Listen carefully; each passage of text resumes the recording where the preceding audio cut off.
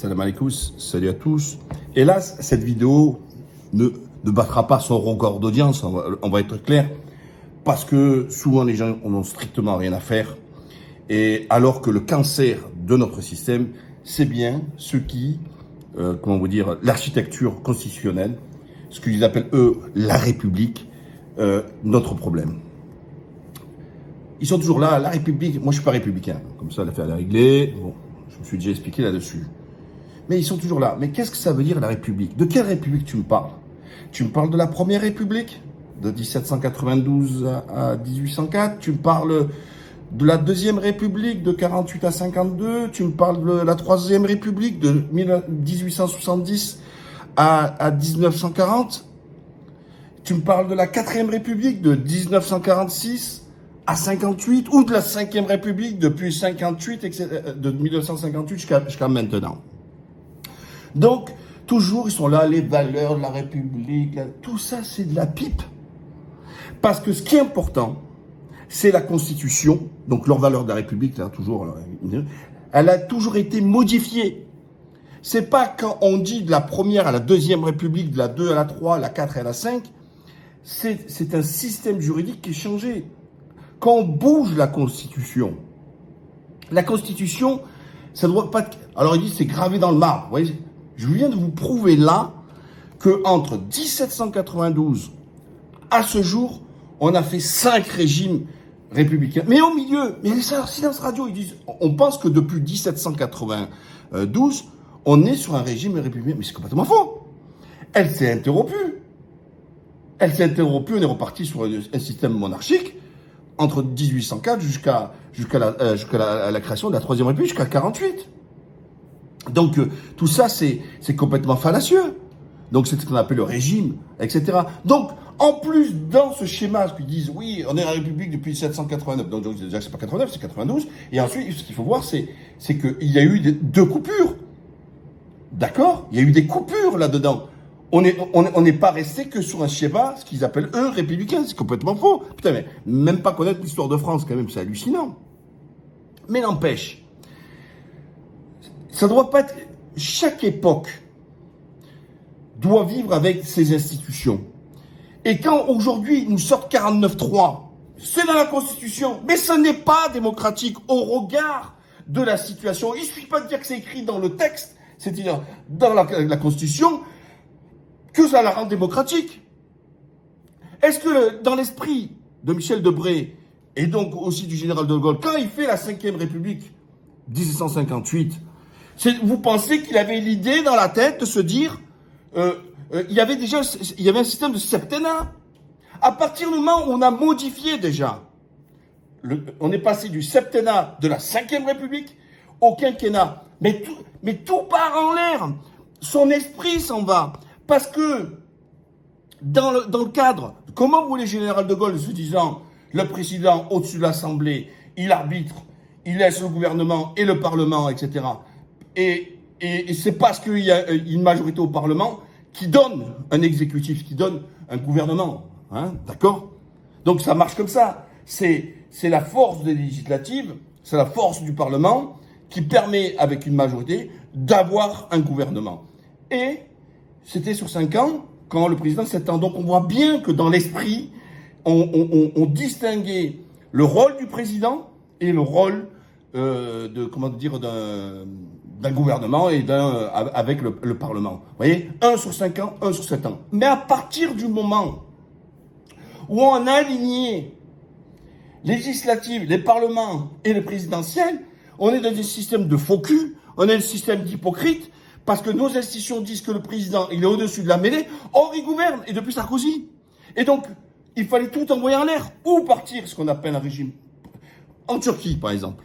Ils sont passés d'un régime parlementaire, parce qu'on avait la 4e République, d'accord? C'était le business entre les partis politiques, il se dégageait, il faisait dégager des majorités en multipartis, et puis il créait justement ce gouvernement. Quand en Turquie, il crée le régime présidentiel, le vote au suffrage universel du président de la République, qui, à mes yeux, est le seul qui peut dire démocratique. D'accord? En fait, c'est le seul qui a de la légitimité, parce que chaque voix compte, quelle que soit la personne sur le territoire. Et donc, quand il crée ça, il supprime le rôle du Premier ministre. Ah oui, il y a plus lieu d'avoir un Premier ministre. Mais nous, grands faux cul, champions du monde du double figure, on garde un rôle, on élit un président sur 5 ans, et derrière, on lui garde un Premier ministre.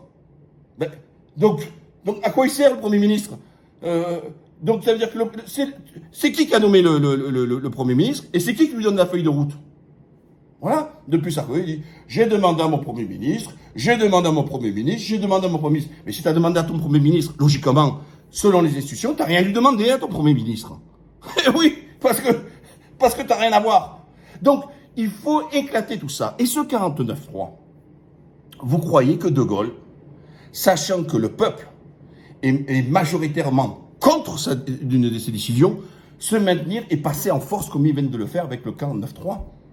Mais c'est hallucinant. Ce 49-3, ils peuvent dire ce qu'ils veulent, ils peuvent aller nous raconter n'importe quelle salade, il n'a pas d'aspiration démocratique. Vous comprenez ça? Parce que notre système, il dit, c'est le Parlement qui dégage la majorité. Le Parlement, les députés, ils ont été élus au suffrage direct avec le peuple. Un peu comme le président, sauf qu'il y a un système de 2 tours. À la différence du Sénat, le Sénat qui avait voté pour ce chimiblique-là, mais eux, ils n'ont pas de légitimité démocratique. Démocratique, c'est quoi? C'est le pouvoir du peuple. Pourquoi c'est pas démocratique, le Sénat? Parce que, tout simplement, c'est les grands électeurs, c'est les élus qui votent pour les sénateurs. Le peuple n'a pas de mot à dire. Donc, à partir du moment où ce sont des super électeurs qui ne sont pas ici du peuple, il n'y a pas de démocratie. C'est clair, net et précis. Donc, les seuls qui sont élus directement par le peuple, c'est-à-dire par les habitants, c'est les candidats aux législatives, donc les députés. Point barre. Mais quand on dit que l'autre, il n'a pas de majorité, vous vous rendez compte? Donc, il n'a pas de majorité. La majorité, elle est dans l'opposition. Mais pourquoi elle ne prend pas le pouvoir? Mais parce qu'ils ne s'entendent sur pas grand-chose. De l'extrême droite à l'extrême gauche, en passant par les milieux, les républicains et compagnie. Mais quand vous analysez les choses, il y a plus, quand le peuple on lui a posé la question, au suffrage universel. En premier, il a dit « je veux 27% Macron » et puis il a dispersé. Mais parce qu'il n'y a personne qui sort du lot. Personne ne sort du lot. Les Français sont partagés là-dessus. Et à la fin, quand vous mettez la blonde et Macron, la plupart ont voté contre la blonde parce qu'on leur a dit « ah, dangereuse pour la République ». Alors, aujourd'hui, d'ailleurs, ils ont des vice-présidences à l'Assemblée nationale, ils ont des présidences de commission, mais ça, il n'y a pas de problème. La démocratie n'est pas en danger, c'est républicain. Et puis, avant les élections, on va vous sortir toujours le joker, etc. Bon, j'enlève leur côté faux cul. Mais donc, Macron, il est minoritaire. Il n'a pas de majorité au Parlement. Point barre. Voilà, ça c'est clair. Mais là, en plus, il fait ce passage en force encore. Alors, ils vous en donnent tous aussi. Hein. Ils disent, oui, alors, depuis la 5e République, nous avions eu M. Rocard qui en a fait tant, sous Chirac, ils en ont fait tant, et bon, on en a 11. Ouais, mais t'as oublié un truc. Les autres, ce sera un mandat ou sur 3 ans ou sur 5 ans. Là, quand t'es en train de me parler que Borne, elle a fait ça sur 10 mois. 11 fois le 49-3 en 10 mois. Ça fait quand même un peu beaucoup, quand même. Hein? D'accord? Donc, il faut changer l'institution. Alors, certains l'appellent la 6e République, appelez-la comme ce que vous voulez. Ce qui est important, c'est changer le contenu. Et qu'est-ce qu'on met dans le contenu?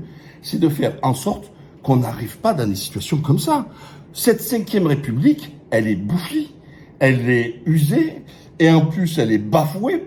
Elle était faite pour quelqu'un qui avait une stature qui s'appelle le général de Gaulle, qui avait une carapace, qui avait une colonne vertébrale, et depuis, vous vous rendez compte, Sarkozy, Hollande, maintenant Macron, mais qu'est-ce que c'est ce personnel? Vous croyez, le costume est trop grand. Alors quand le costume est trop grand, qu'est-ce qu'on fait? On maintient pas la personne dessus. On retape un costard.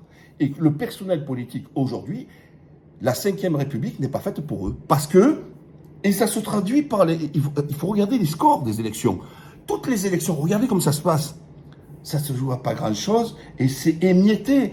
Le corps électoral aujourd'hui, il est même plus, ça plus histoire de gauche, droite, truc, etc.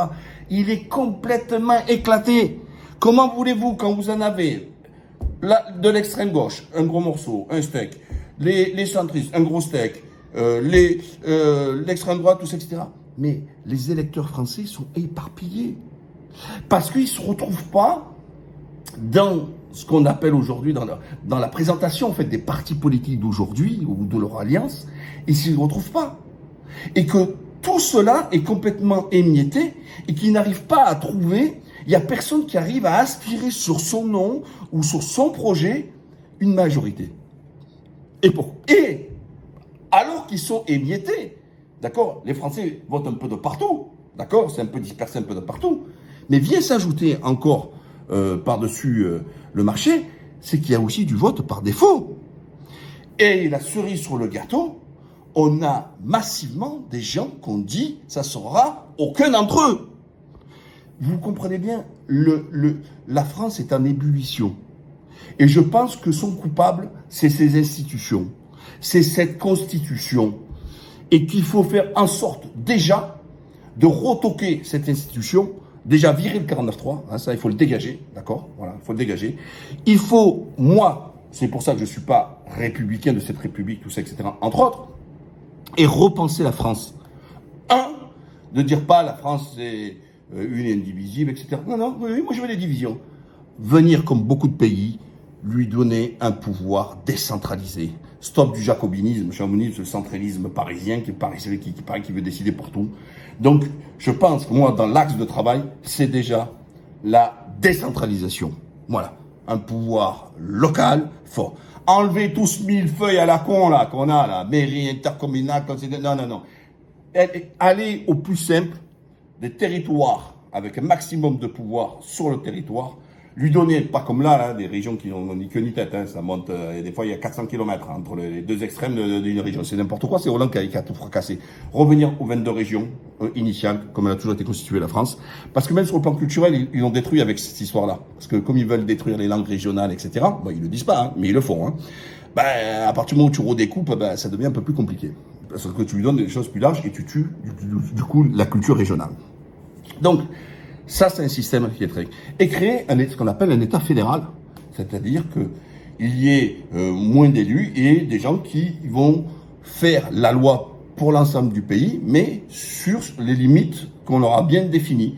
De dire, voilà, quelles sont les attributions de la région, d'accord, hein, avec toute cette décentralisation, lui donner un maximum de pouvoir, et ensuite, déterminer le rôle de l'État fédéral, et bien sûr, tout ça au vote, à la proportionnelle, hein. Pas truc scrutin majoritaire à 2 tours avec il faut 25% pour se maintenir du corps des gens enregistrés, et tout ça à la poubelle. Voilà, hein, il faut partir au plus simple, etc. Je dis pas que j'aurais tout réglé le problème parce qu'on aura le même personnel, mais au moins on aura fait un nettoyage et puis permettre peut-être à d'autres aspirations, parce qu'aujourd'hui je parie qu'il y aura plus de gens, des candidats aux élections, on voit de plus en plus, sans étiquette qu'avec étiquette. Posez-vous la question. Mais du coup, ils décollent pas, ils font pas des scores importants et compagnie. Et du coup, ils sont pas représentés, tout simplement. Alors que, ça existe. Voilà. Donc, moi, aujourd'hui, je suis très clair. Je pense que, ça traverse pas les esprits.